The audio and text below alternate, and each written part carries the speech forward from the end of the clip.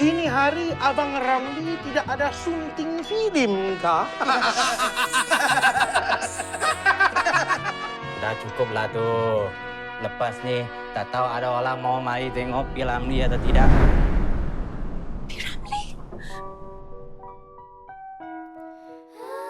Inilah meetingnya. Yusuf akan memberi dana untuk filem terbaru ni.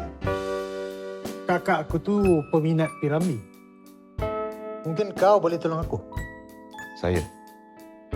Saya suka juga karya-karya Akira Kurosawa. Ramli pernah berjumpa dengan dia? Nanti apa pula kata Yusuf? Apa yang Yusuf mahu katakan? Ini duit saya sendiri, bukan duit dia. Hutang kau langsai. Langsai, saya sudah tidak tahu berapa lama lagi saya boleh kerja begini. Sekarang, apa yang sedang dikerjakan?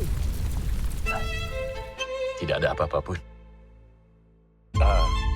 Ada beberapa lagu yang sedang digubah dan sebuah filem yang masih dalam proses penulisan. Ni cuma nak tolong. Tak mahulah bebankan abang. Aku tak pernah rasa kau beban dalam hidup aku, Min.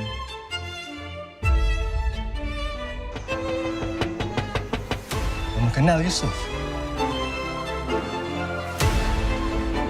Kakak yang bersalah dalam hal ini.